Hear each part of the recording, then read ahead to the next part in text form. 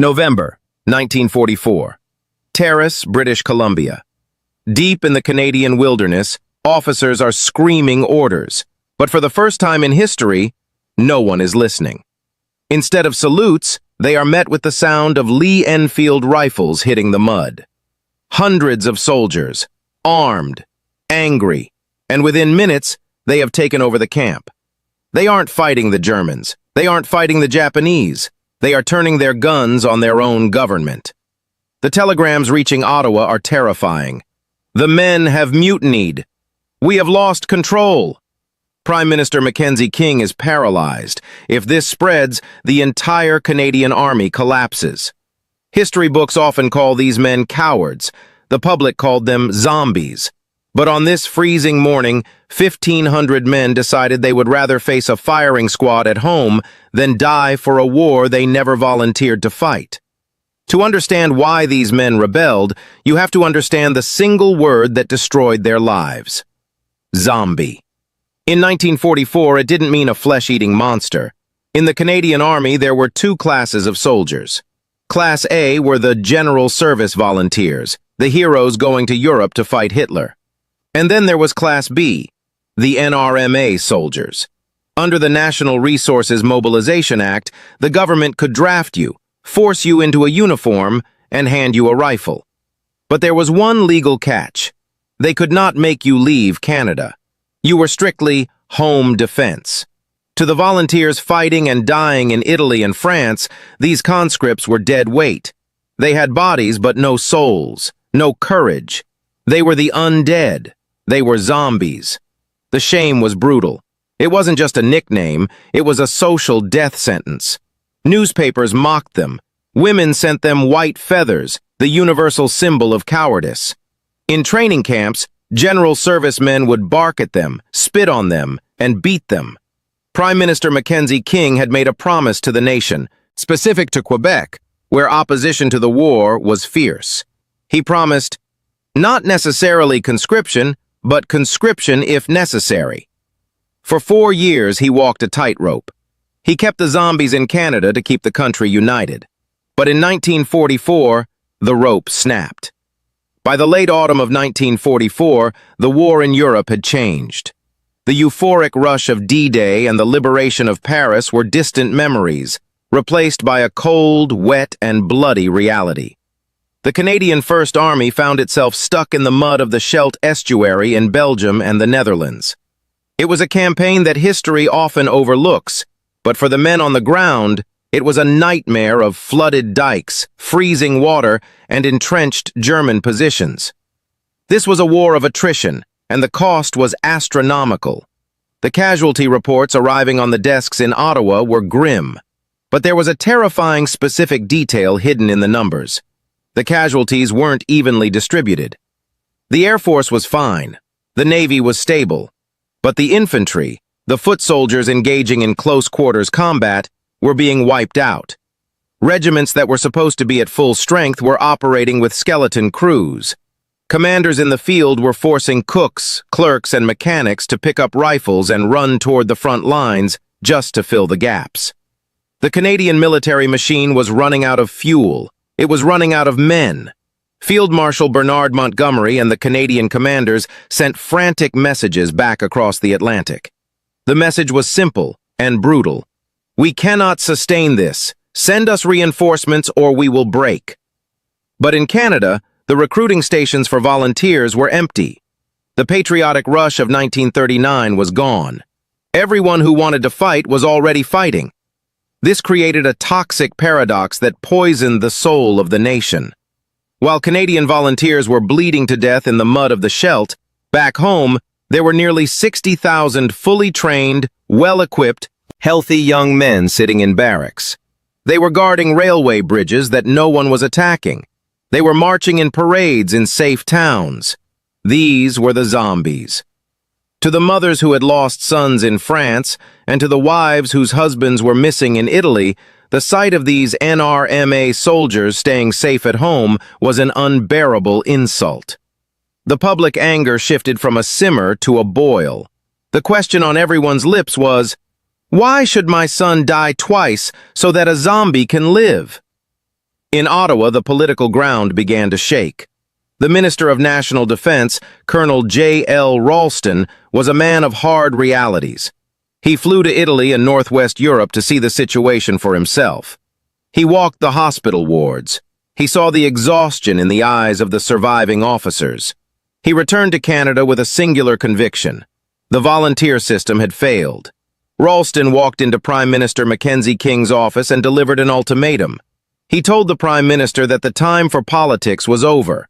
Canada had to send the zombies, or it would be betraying its own army. But Mackenzie King was a politician who survived by delay and compromise. He was terrified of one thing above all else: a second civil war between English Canada and French Canada. He knew that Quebec viewed conscription as a blood tax imposed by the British Empire. King believed that forcing these men overseas would tear the Confederation apart. So, in one of the most dramatic political betrayals in Canadian history, King fired Ralston. He sacked his own defense minister for telling the truth. In his place, King appointed General Andrew McNaughton, a World War I hero who believed he could charm the zombies into volunteering. McNaughton was confident. He believed that with the right speeches and the right pressure, the NRMA men would step forward out of duty. He was wrong. For weeks, officers tried everything to convert the zombies. They used shame. They used threats. They promised glory. But the men in the home defense camps held their ground. They had endured years of ridicule. They were hardened against the pressure. The recruitment numbers didn't move. By mid-November 1944, the gamble had failed. The reinforcements were not coming. The army in Europe was on the brink of a manpower collapse. Mackenzie King, the man who had spent his entire career avoiding this specific decision, found himself backed into a corner with no exit. On November 22, 1944, the Prime Minister finally broke his promise. He signed the Order in Council authorizing the deployment of 16,000 NRMA soldiers to the European theater. It was a decision made in a quiet room in Ottawa, signed with a fountain pen on heavy paper. But thousands of miles away, in the remote mountain camps of British Columbia, that signature hit like a bomb. The zombies were no longer safe, and they weren't going to go quietly. To understand the explosion that was about to happen, you have to look at the location. Terrace, British Columbia, is not just a town. In 1944, it was a cage. Nestled deep in the Skeena River Valley, surrounded by towering, snow-capped mountains that block out the sun for hours a day, it was a place of psychological confinement. For the soldiers of the 15th Infantry Brigade stationed there, the landscape itself was an enemy. It rained constantly. The mud was ankle-deep and freezing. The isolation was absolute. There were no distractions, no cities nearby, just the wet wilderness and the looming dread of what might come next. The morale in the camp wasn't just low, it was toxic. The brigade was a strange mix of men. There were English-speaking units like the Prince Edward Island Highlanders, and there were French-speaking units like Les Fusiliers du Saint-Laurent from Quebec. They were divided by language, divided by culture, but united by a shared resentment. They felt abandoned by their country and abused by their officers. Then came the news. On November 23, 1944, the rumors that had been whispering through the barracks turned into a screaming reality. The order had come down. The protection of the Home Defense Act was gone. They were being drafted for overseas service. They were going to the meat grinder. The reaction wasn't immediate panic, it was immediate rage. It started in the mess halls and the bunkhouses. Men stopped polishing their boots. They stopped saluting. A dark energy swept through the camp, charged with the feeling of betrayal. They had signed a contract with the government, Defend Canada in Canada. Now the government had ripped that contract up. The spark finally ignited on November 24th. It didn't start with a speech, but with a refusal. Officers attempted to organize the men for a parade, a standard military procedure to read out the new orders. But the men didn't line up. Instead, a low roar began to build from the barracks of the Fusiliers du Saint-Laurent. It was the sound of hundreds of men shouting in unison. Then, the doors burst open. Soldiers poured out into the rain, but they weren't wearing their dress uniforms. They were in combat gear. And most terrifying of all for the officers watching from the command post, they were armed. The men had stormed the armories. They grabbed Lee Enfield rifles, Bren light machine guns, and crates of ammunition. This was no longer a sit-down strike or a passive protest. The chain of command, the very backbone of any army, snapped in an instant. "We're not going," the chant began, echoing off the mountains. "You won't ship us to hell!" Panic seized the officers. Some tried to stand their ground, barking orders that were swallowed by the noise of the mob. Others, realizing the lethality of the situation, fled. They retreated to the officers' mess, barricading the doors, suddenly realizing they were vastly outnumbered by men holding loaded weapons who hated them. By the evening, the mutineers had effectively seized control of the camp. They set up their own perimeter. They mounted machine guns on the roofs of the bunkhouses, pointing them not at a foreign enemy, but at the approaches to their own camp. They established their own patrols. They cut the telephone lines. For a few terrifying hours, a piece of Canadian soil was no longer under the control of the Canadian government. It was under the control of the zombie army. The defining moment of the mutiny's first day came when a group of senior officers attempted to re-enter the lines to assert authority. They were met not with negotiation, but with the click of safety catches being released. A line of soldiers, their own men, raised their rifles and leveled them at the chests of their commanders. The message was clear. Take one more step, and we fire.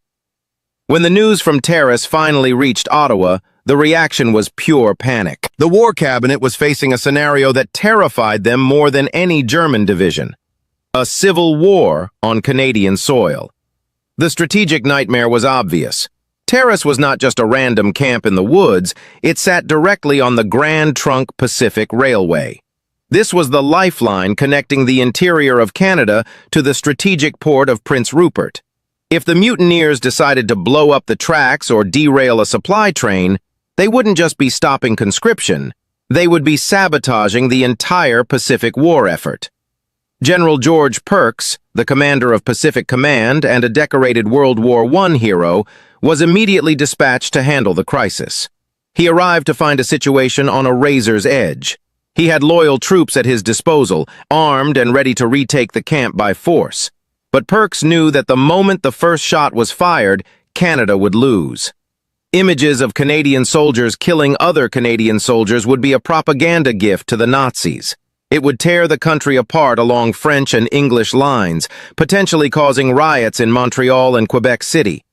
Perks made the only decision he could. He chose a siege. He ordered the railway lines blocked. He cut off communications. He surrounded the camp, not to attack, but to wait. It became a war of nerves. Inside the wire, the euphoria of the uprising began to fade. The reality of their situation set in. The mutineers were well armed, but they had no plan, no long-term supplies, and no way out. The adrenaline wore off, replaced by the biting cold of a British Columbia winter and the gnawing fear of court-martial. The unity of the zombie army began to fracture. There were hardliners who wanted to fight to the death, but the majority were just scared young men who felt backed into a corner. Slowly, the rebellion crumbled from the inside out. After 5 tense days, the mutiny ended not with a bang, but with a whimper. The guns were stacked. The men returned to their barracks. The officers re-entered the camp, walking past lines of sullen, defeated soldiers. There were no mass executions. The government wanted this buried, not broadcasted. The trains eventually arrived at the station in Terrace. Under heavy guard, thousands of men boarded the boxcars. As the trains pulled away, heading east toward Halifax and then on to the slaughterhouses of Europe, the men sat in silence. Some 13,000 NRMA soldiers were eventually shipped overseas. When they arrived at the front, many tore the home defense patches off their uniforms, desperate to hide their past. They didn't want to be known as zombies. They just wanted to survive. They fought in the Netherlands and Germany. They bled and died alongside the volunteers. But for decades after the war, their service was tainted. They were the men who had to be forced to fight. They were the men who said no. Today, the terrorist mutiny is a ghost story in Canadian history, a rare moment when the polite, orderly image of the nation shattered. It reminds us that even in the good war, the line between duty and tyranny was often blurred. Were they cowards who abandoned their country in its hour of need? Or were they the only ones brave enough to stand up against a government that broke its promise? That is a question history still hasn't answered.